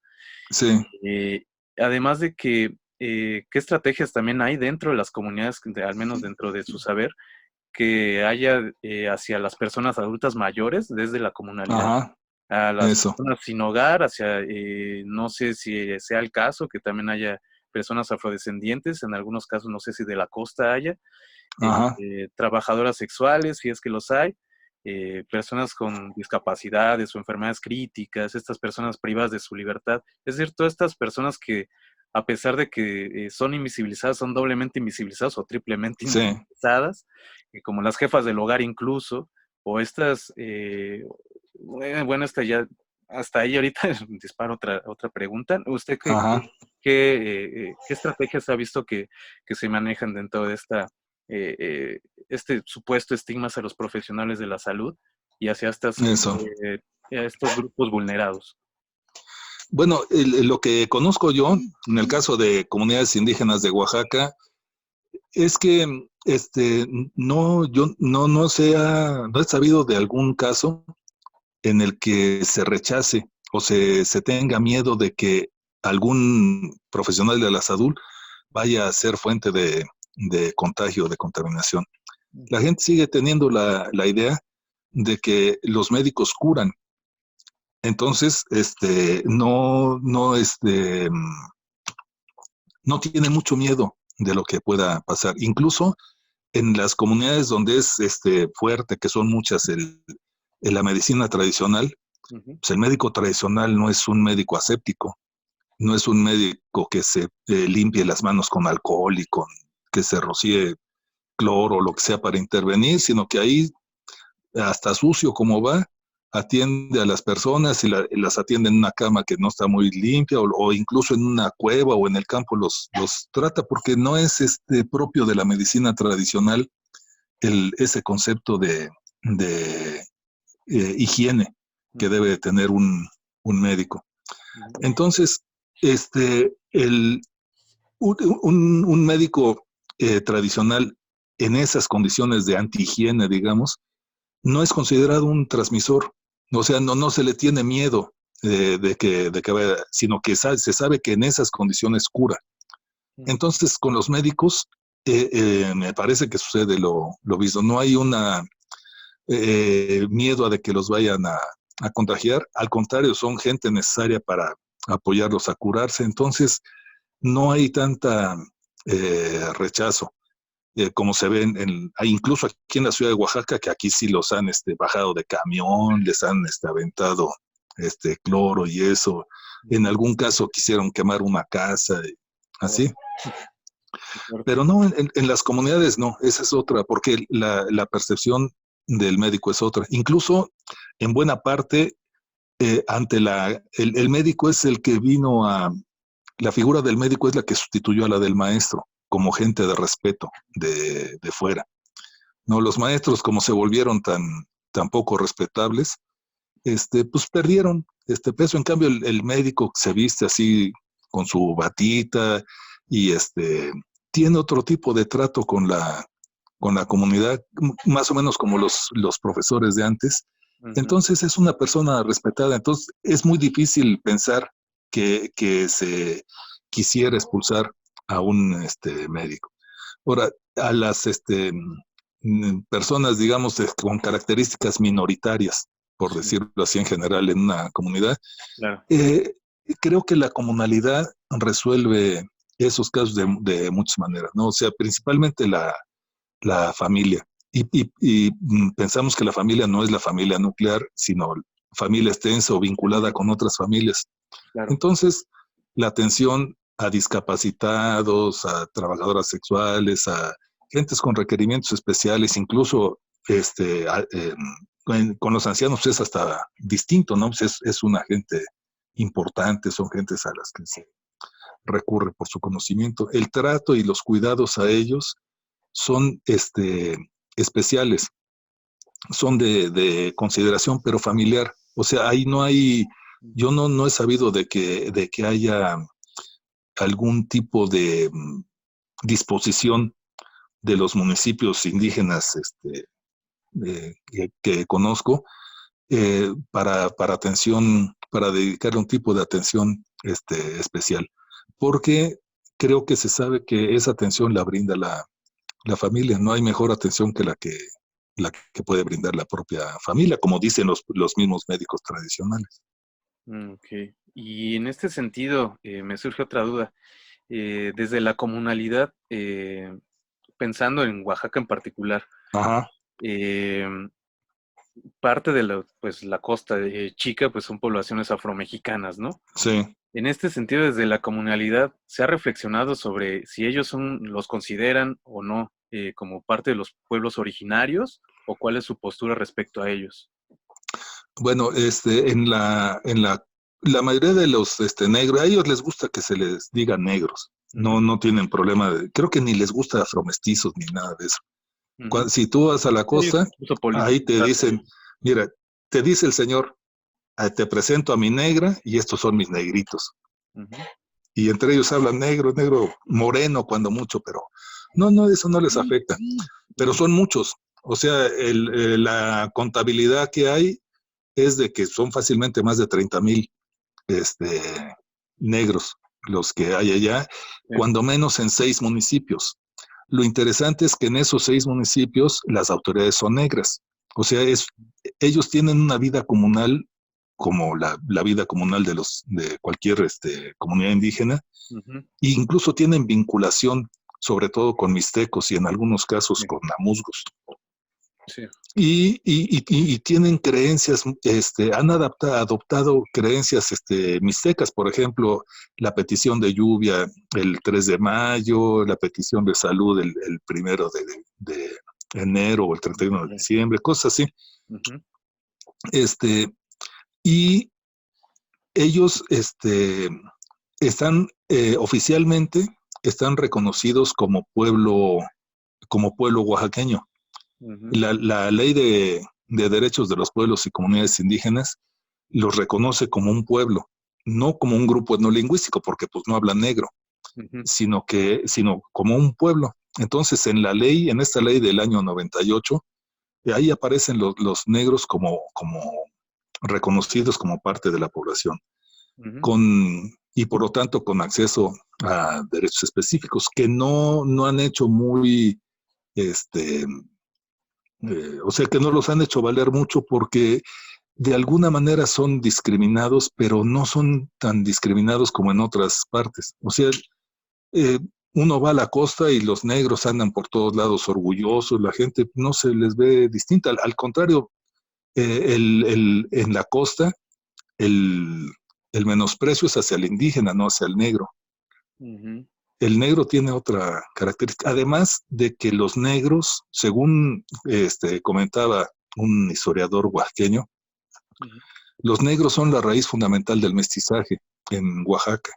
Ujú. Dice, porque la fusión de gentes, no, o sea, las relaciones entre distintos grupos no eran fundamentalmente entre indígenas y españoles o europeos, porque esas estaban prohibidas. En muchos casos hasta siguen prohibidas todavía Sí. en la actualidad por las reglas propias de parentesco.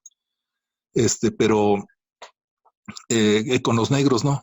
Y entonces hay muchos indígenas que tienen rasgos negros.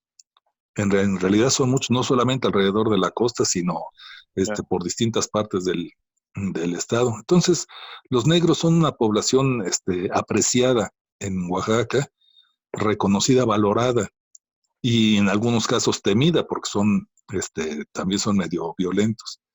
Pero que no son en realidad víctimas de discriminación y sí están reconocidos en la ley como uno de los pueblos de Oaxaca.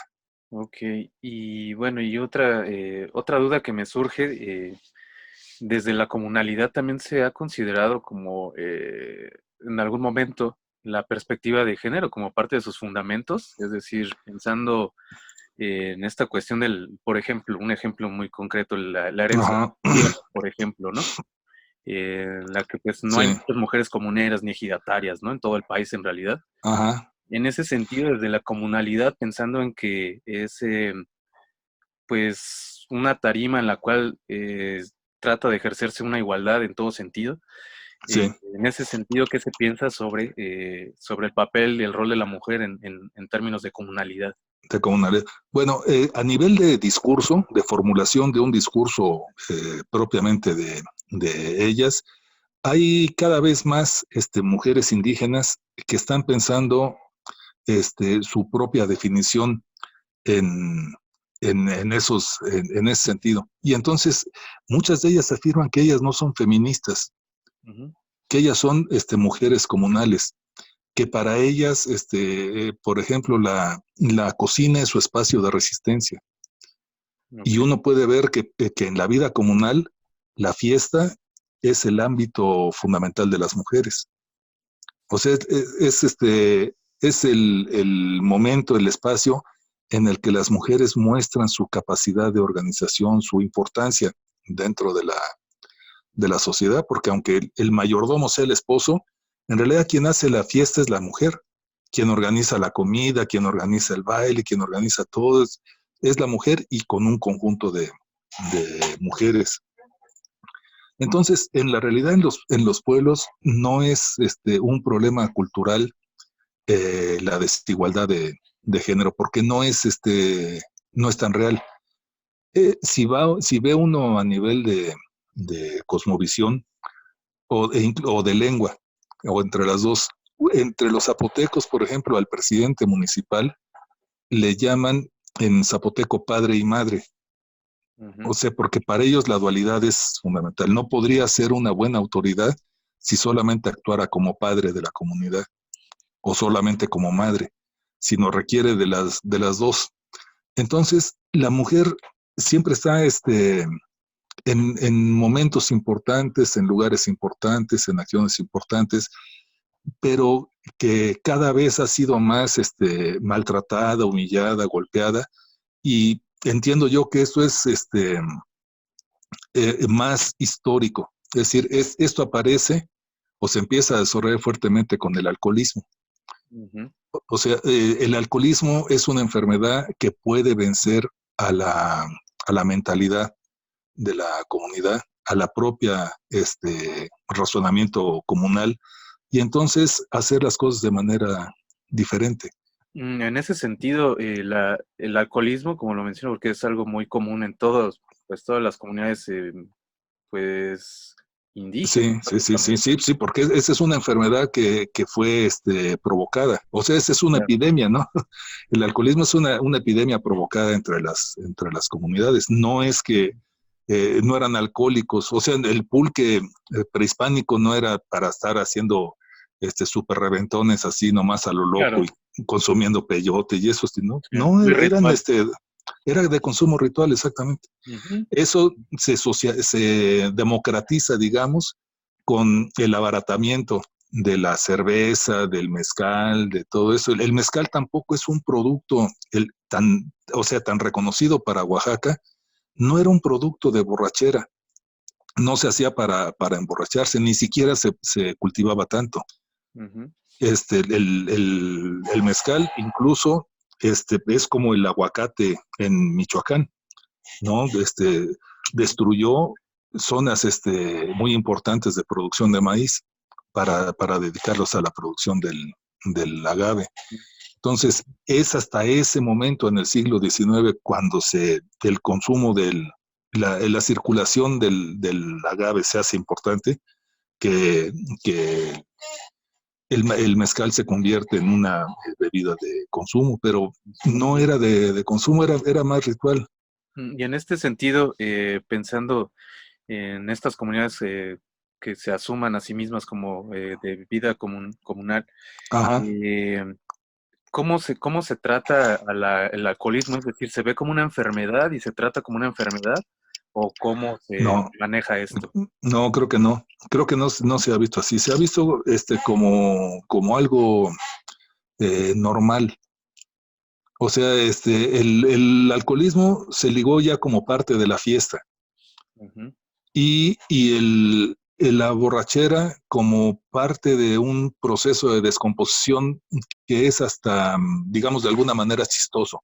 En la mayoría de los pueblos, de las comunidades, se encuentra uno borrachitos que divierten a la gente en las fiestas o en los eventos porque están ahí haciendo totalmente briagos, andan ahí bailando, brincando, haciendo cosas, entonces medio.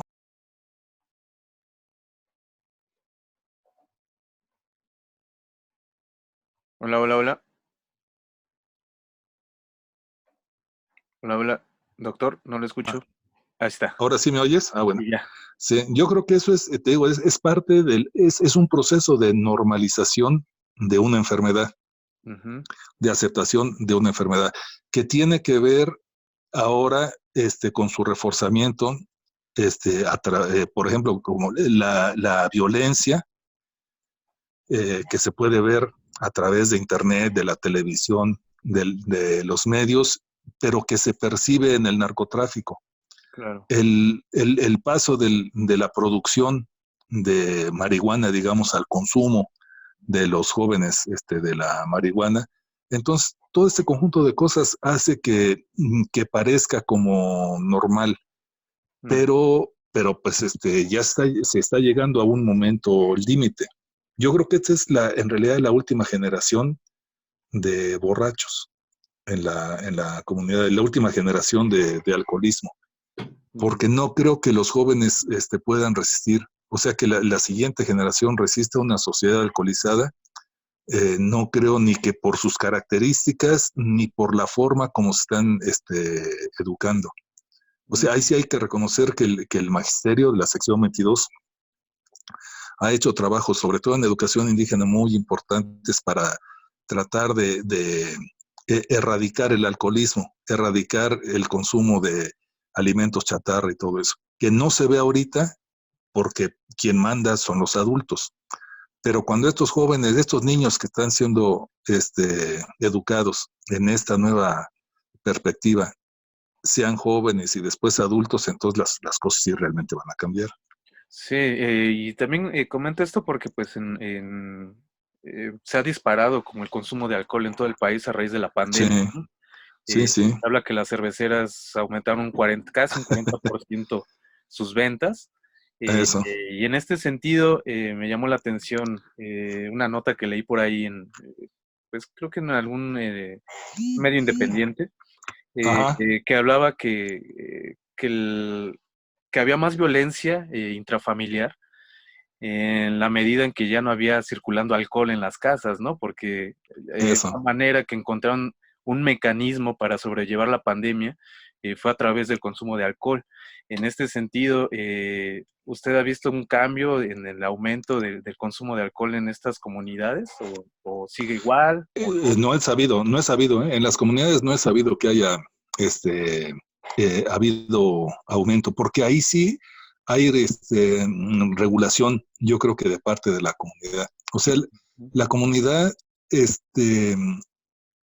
bueno, muchas de las comunidades que conozco, están acostumbradas a regular el exceso de lo que ellos consideran límites intolerables de consumo de alcohol. Entonces, puede ser que en una fiesta se emborrache todo mundo y solamente a los que estén medio violentos o medio loquitos los meten a la cárcel.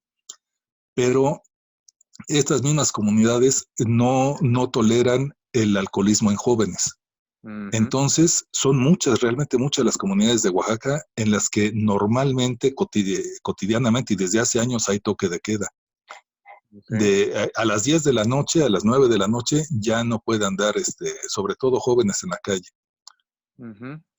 Y eso hace que, pues, si se quieren emborrachar, se tengan que emborrachar en su casa. Pero si hacen ruido, los agarran y los meten a la cárcel también. Y los meten a la cárcel, ahí están un día o tienen que hacer trabajo comunitario, les da vergüenza y después ya lo van empezando a dejar de hacer. Pero sí, hay una regulación del exceso de alcohol, de los que puede considerarse excesos intolerables de alcohol. Ok, y bueno, todo esto va ligado también a la idea de que, por ejemplo, al menos aquí en Ciudad de México ya se puso la ley seca, en otros estados, creo que Ajá, en Jalisco también, que va precisamente como son sugerencias y en realidad también son imposiciones de alguna manera sí. del gobierno central, del gobierno federal. En este sentido, ¿cuál sería su lectura sobre la respuesta que el gobierno de Oaxaca en particular ha hecho sobre la información que se da a la población sobre el COVID-19, en este caso algunas medidas como entre estas del no consumo de alcohol, Ajá. o qué tipo de información está llegando a los pueblos indígenas, si es que está llegando, y si es así, ¿usted considera que esa información que se aterriza en las comunidades indígenas es adecuada en términos culturales? Bueno, no, la información que llega, yo creo que no es adecuada. Para empezar, no permite a la gente tomar decisiones. Ujú, Solamente son instrucciones que se deben de seguir. O sea, no es que le digan a la gente, mire, este virus tiene tales características y hay estas formas de tratarlo, estas formas de evitarlo a través de tales recursos, sino que simplemente le dicen, ya nos cargó el payaso y entonces hay que ocultarse en su casa, tener tanta distancia, usar cubrebocas y pues la gente no, en los pueblos no usa cubrebocas. Las mujeres de por sí llevan su rebozo, entonces con eso sí casi siempre andan con su boca cubierta, entonces eso no tiene problema para ellas. ujú. Los que empiezan a toser, este, se guardan en su casa, no tiene mayor problema. Entonces, creo que la reacción de la gente ante el virus, ante la epidemia, tiene que ver más con la gente que viene de fuera que con la gente que está adentro.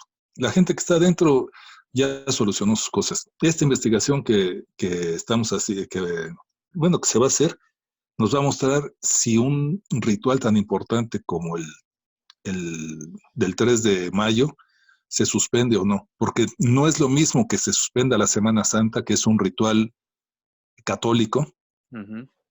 a que se suspenda la petición de lluvia a las divinidades o a los dueños del agua, como les llaman ellos.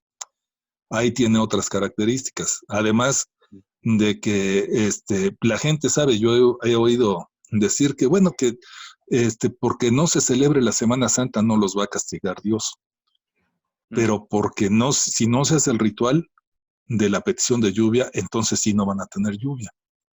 No porque sus divinidades sean más implacables, sino porque hay otro tipo de relación si a la divinidad, o sea, al dueño del agua, no se le va a ver para hacer su ritual, no se le llevan sus tamales, su mezcal, sus pollos. Entonces no va a haber reciprocidad. Si no se le da, no se puede esperar recibir.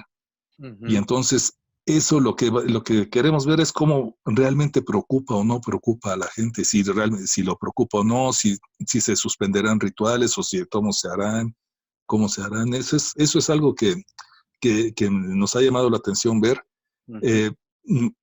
pensando precisamente en que son rituales de la espiritualidad propia. Sí, ¿no? Y además este ritual en particular que es hacia la lluvia, ¿no? Sí, Esto ligándolo un tanto con este asunto de nuevamente lo de la pandemia, que digo que ajá, nos dicen las autoridades de salud federales que nos lavemos las manos cada tanto tiempo, ¿no? 3 o 4 o 5 veces por día. sí, El asunto de que hay que considerar que también hay comunidades que no tienen acceso a estos recursos que pareciera que se dan por hecho en las ciudades, ajá, pero ¿qué pasa en estas comunidades que además del elemento ritual no cuentan con el acceso real hacia estos pues elementos, ¿no? sí, Tanto de limpieza personal, de higiene personal, como del agua, simplemente el agua, ¿no? eso. Por ahí, pues me parece súper interesante este asunto, ¿no? Sí, sí. No conozco así datos precisos, apenas lo estamos empezando a recabar acerca de estas medidas, pero yo no creo que la gente esté lavando así o que tenga miedo de que por no lavarse se vaya a infectar, sino que precisamente porque, por lo que entiendo, en las comunidades, en varias comunidades, la gente no piensa, o sea, piensa que el virus lo trae alguien como como otras gripas, que lo contagia por toser o por cosas así. No andan pensando que puede pegarse en los zapatos y que hay que dejar los zapatos afuera o lavarse las manos a cada rato. Ujú, El tapabocas, pues precisamente para no respirarlo o no estarlo expulsando. ujú. Pero, pero pues no es yo no creo que sea eso más común en Oaxaca. ¿Y cree que eso tenga que ver precisamente con esta desinformación que ha habido por parte Sí, tanto del Estado como de eh, otros niveles de gobierno? en parte es la desinformación. ¿No? La desinformación no les permite pensar las cosas de manera diferente. Y entonces lo tratan como otras enfermedades que han habido, tal vez un poco más graves. Ujú, Una enfermedad es que tal vez no pueda curar el curandero, pero es que en la mayoría, o en las comunidades que conozco, no se han presentado casos. ujú, Entonces, gente que no conoce, que está acostumbrada a vivir las cosas de otra manera y que no ve que la esté afectando, pues entonces nomás sigue instrucciones. Entiende que, o sea, hay una comunidad en específico, aquí mismo en el valle, dijeron, bueno, pues a nosotros no nos han dicho qué es lo que pasa. Pero si la cosa está tan dura como para cerrar la escuela durante un mes o más, pues entonces vamos a hacerles caso. Pero nomás hacerles caso es nomás por ir ahí con la corriente, sin información, sin nada. Y el referente no es conocimiento, sino ni instrucción siquiera del Estado, sino ver que la escuela se cerró, saber que en otras comunidades se cierra o que está cerrando el paso. Y Ujú, eso, pues entonces, pues sí dicen, pues está pasando algo, pero aquí no vemos. claro. Y bueno, ya para empezar a ir cerrando, eh, Ah, eh, en su apreciación, ¿cómo entendería, cómo podría haber un puente en el que podamos tejer el arte o los modos artísticos de los conocimientos y estas prácticas de la vida comunitaria para enfrentar ajá, el COVID o para tal vez simplemente sobrellevarlo? Es decir, como ejemplo me vino a la mente lo que hace rato comentaba de esta gente en los valles centrales, de estos muchachos sí, migrantes que están haciendo cubrebocas con imágenes que hacen referencia a en cuestiones, los huipiles. ajá, a cuestiones como Ajá, de su particularidad étnica. sí. Qué otros caminos podría haber para conectar estos conocimientos y estas expresiones artísticas desde la comunalidad ante esta pandemia? Bueno, si pienso eso desde Oaxaca, yo creo que en las comunidades oaxaqueñas son muy dadas a la teatralización. Les gusta mucho la teatralización, no andar teatralizando cosas, sino la representación de las cosas. Ujú, O sea, las danzas son representaciones. La danza de la pluma, por ejemplo, es una representación. Entonces, hay maromeros, hay distintas cosas que les gustan a ellos la representación, tan acostumbrados a eso. Entonces, eh, generar, no transmitir conocimientos, sino reproducir situaciones que hay en otras comunidades a través del teatro, incluso del canto, pero sobre todo de dibujo, de expresión así, gráfica o fotográfica, eso es muy importante. O sea, la posibilidad de conocer lo que pasa en otros lugares, porque el encierro lo que los hace es aislarse, pero también a nivel de las imágenes. ujú, Entonces no saben lo que está pasando. Y si tienen televisión o ven internet, ven lo que pasa en el mundo, pero no lo que pasa en su mundo cercano. O mm, sea, no alcanzan a ver lo que está pasando en su región o incluso en la ciudad de Oaxaca. Entonces, poder acercar el conocimiento regional a la gente, que es algo que no hace el Internet, ujú. es algo que se podría estar haciendo a través de distintas formas de expresión artística o de comunicación social. Ok, buenísimo. Y en ese sentido, pues ya para cerrar, Sí, eh, ¿qué líneas de acción o efectivamente esas prácticas concretas, como las que ahorita comenta, ajá, sugiere justamente para promover esta vida comunitaria, esta responsabilidad de la vida política del cuidado en un contexto de la pandemia del COVID-19? ajá. ¿Hay algo que usted sugiera, una práctica así concreta justamente como para ir socializando esta información, este tráfico simbólico de nuestro alrededor, no solo de este tráfico que parece que está sumamente enfocado en las naciones-estados, sino Eso, pensando un poco más en lo local, ¿no? eso. ¿Alguna acción, alguna práctica concreta que se le ocurra? Pues para mí es fundamental reconocer la fortaleza y la debilidad epistémica de las comunidades. O sea, qué tipos de conocimientos son los que tienen y les pueden ser útiles para decidir acciones con base en la vida comunal. Y entonces, así, sin haber investigado, uno teme, o sea, yo lo que temo es de que ni tienen conocimientos académicos y difícilmente los van a tener, ni tienen conocimientos propios que les permitan entender una enfermedad que ni se ve ni que parece como ficticia, o sea, Ujú, como parece como una película que están viendo como una representación, pero que no sucede en su comunidad. claro. Entonces, creo que lo que hace falta es un ejercicio de pensamiento de recopilación de información, de imaginación de imaginar, por ejemplo, qué es lo que van a hacer dentro de 10 años cuando venga otra epidemia, Ujú. conocida o desconocida. O sea, y para eso entonces se tiene que hacer una evaluación de qué recursos son los que se tienen hoy y cuáles son los que se deben de tener.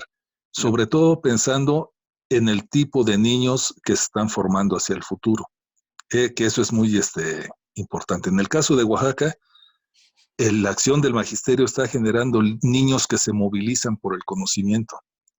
Ujú. Entonces, que no van a estar tanto esperando instrucciones. Entonces, ese tipo de perspectiva, las perspectivas regionales, las características regionales son las que hay que considerar para poder pensar con qué recursos cuenta la comunidad o cuáles son los que puede despertar, como en el caso de Cherán, que no era una sociedad comunal y de Claro, repente se volvió un ejemplo de vida comunal. claro. Así yo creo que en otras comunidades, o sea, muchas aquí en Oaxaca recuperan conocimientos comunitarios, Ujú. pero habría que pensar que muchos de esos conocimientos comunitarios se recogen de manera superficial y se interpretan desde una matriz epistemológica que no permite entenderlos. Entonces, tiene que hacerse, por eso digo que la importancia, que es muy importante la acción de los intelectuales locales o regionales, porque son los indígenas profesionalizados los que tienen que estar pensando con las herramientas teóricas de la academia y con las herramientas del conocimiento comunitario, tienen que estar pensando las cosas en los dos mundos. Ujú. Sí, la lectura bicultural de la que hablaba al principio, ¿no? Eso, sí, porque de otra manera, pues nomás lo que habría que hacer es el objetivo de la educación. La educación creo que no tiene por objetivo circular conocimiento. No se trata de saber, sino circular instrucciones, o sea, saber hacer. Eso es lo que es fundamental. Que sepan o no cuáles son las bases del conocimiento, eso es otra cosa. Eso no es tan importante, sino que sepa qué hacer. Y pues eso es útil para el Estado, pero no es útil para las comunidades. Claro. Y bueno, para finalizar, ¿alguna Sí, reflexión final que le gustaría agregar respecto a la comunalidad, a la pandemia que estamos ajá. atravesando, a todos estos elementos tan interesantes desde lo histórico y desde lo antropológico que hemos estado abordando? Bueno, ¿Le sí, gusta sí, agregar algo? sí. Yo creo que en la vida comunal, en las características de la vida comunal, hay mucha fuerza para poder enfrentar eh, este tipo de situaciones, pero no se puede hacer si no hay conocimiento. Entonces, solamente teniendo conocimientos sólidos se puede movilizar la vida comunal por decisión de la comunidad. Y eso no tiene que suceder solamente en lugares donde hay vida comunal sólida. Yo creo que esta epidemia de recuperar lo propio, de fortalecer lo propio, porque, por ejemplo, en el caso de la educación, si la gente se pone a valorar, a analizar, a reflexionar sobre cuál es el papel de la escuela ante la pandemia, o sea, en sus distintos aspectos, en los docentes, la estructura del sistema educativo y los conocimientos, cuando menos o el sindicato, qué es lo que están aportando a la comunidad cada uno. Entonces va uno a dar cuenta, va uno a ver la escuela de otra manera. Los docentes desaparecieron, el sistema educativo no hace absolutamente nada, el conocimiento no sirve para el que se circula en las escuelas no sirve para entender lo que está pasando y el sindicato brilla por su ausencia. Ujú. Entonces, ¿qué apoyo tiene la comunidad realmente en la escuela? Pues entonces tiene que voltear hacia lo propio. Ujú. No va a exigir a la escuela que le dé lo que la escuela no es capaz de dar, ni que es un interés del Estado brindarlo. Claro. Entonces, hacer ese tipo de análisis, hacer una etnografía o una antropología política de de esta epidemia, pero pensando, analizando los indígenas, la reacción en la sociedad a la occidental, que, o sea, analizando los indígenas a los otros, Ujú. eso es lo que les puede ayudar mucho para saber, para entender qué es lo que pueden hacer o qué es lo que tienen y qué no tienen ni deben tener. Oh, buenísima, muy buena reflexión y bueno, ya nada más, pues igual como para cerrar, pues el redondear esto, pues antes que cualquier otra cosa agradecerle por esta charla tan, wow, tan buenísima, llena de tanto conocimiento. Eh, Creo que es muy importante entender que hay otras maneras de habitar este mundo, más allá de lo individual, a lo que nos es más conocido, normalmente, al menos en este mundo más mestizo, y incluso fuera de lo mesoamericano, ¿no? De esta vida citadina, estas flores de asfalto, ¿no?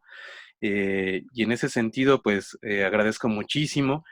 Creo que quedaron muchísimos temas que se abordaron de manera muy superflua y que podríamos aventarnos, creo que toda la charla, toda la tarde platicando y no acabaríamos. Y que esperemos que pronto podamos concertar alguna otra reunión en la que podamos profundizar en ciertos temas que quedaron un poco por ahí vagando, pero al final de todo esto agradezco muchísimo su tiempo y pues desearle lo mejor dentro de esta pandemia a usted, a todos, y muchísimas gracias por el aporte de su grandísimo conocimiento, doctor Maldonado.